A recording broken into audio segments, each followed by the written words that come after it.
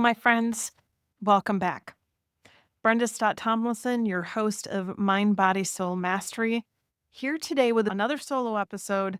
And today we're diving into a powerful conversation about how embracing love can awaken your personal power and guide you toward living your truth, what's true for you. So, we're going to explore this foundational concept, embracing love to awaken your innate divine power. And let's see how this can help transform the way you see yourself and the world around you. So, we're first going to begin to understand what embracing love truly means. I don't know if you need a lesson on this, but I did. I need to learn some things about love. And love in its purest form is this quiet force that brings clarity, compassion, and strength. Yes, love is a feeling, but love is so much more than that. And when we open ourselves to look at love, whether it's self love, which my journey has been so much about learning to love myself, love this vessel that I've chosen to be in for this human experience, for this lifetime, whether it's love for others or even love for the journey we're on. There have been times in my journey, my spiritual journey in the last, well, we're going on 6 years. This is my sixth year, that it hasn't been so pretty. It's been freaking hard. It's been some of my deepest, darkest nights of the soul.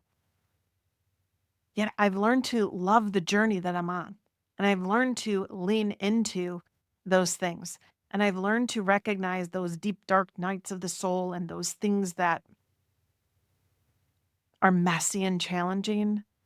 They're for me. And that has helped me love the journey that I'm on.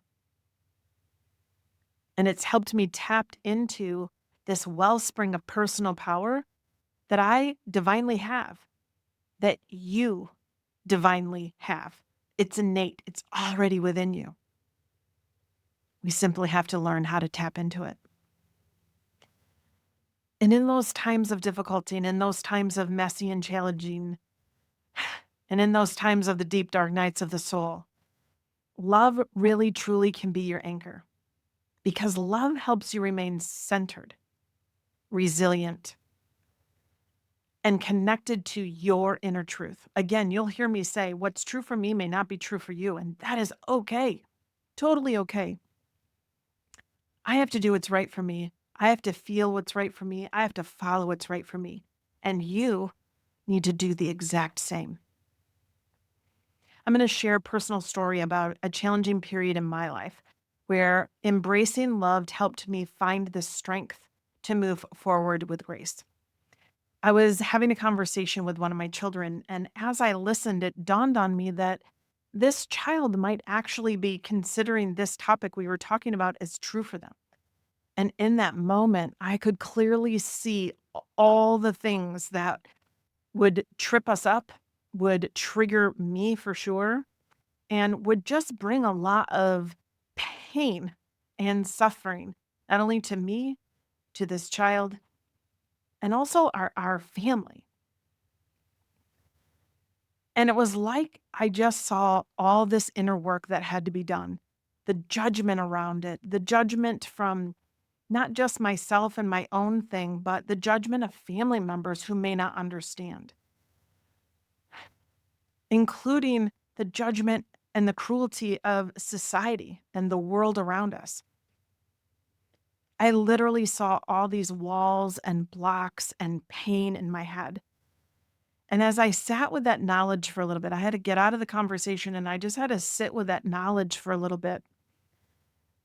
And then all of a sudden, I heard these words in my head: love wins. And friends, that was it.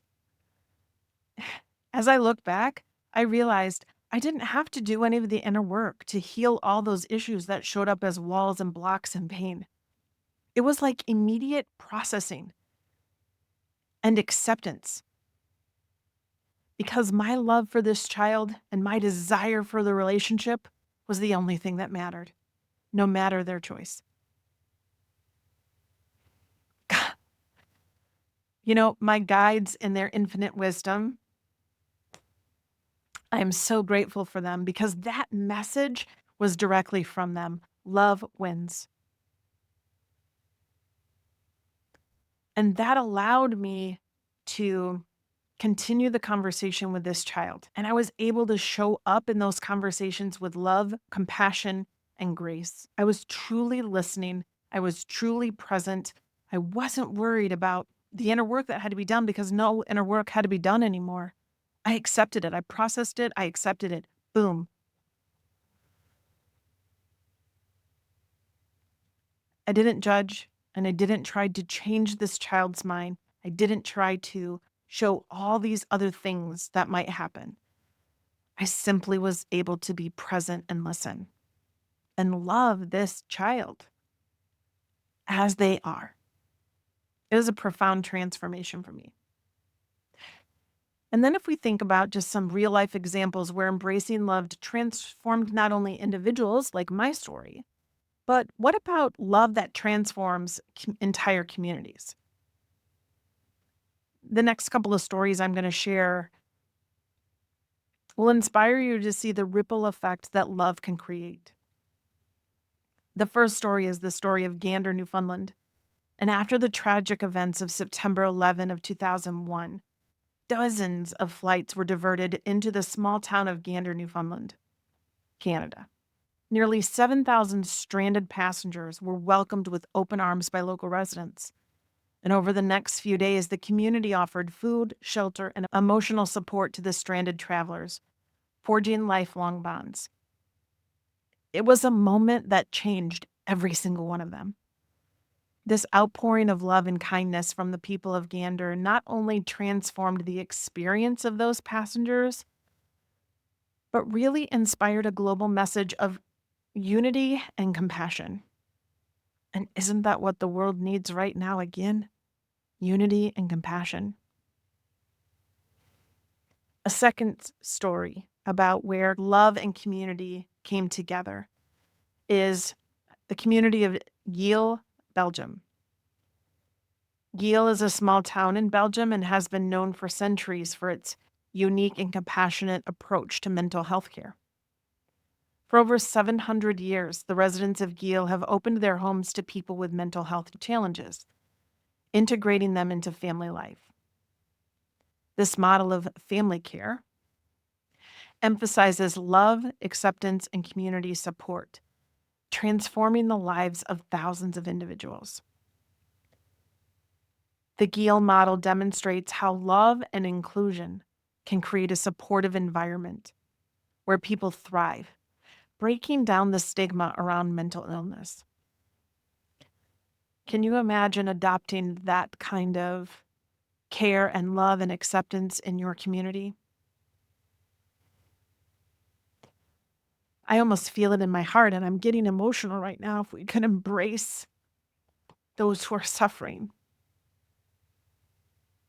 and show love and support. Whew. So, what are some practical steps that you can take to embrace love in your daily life?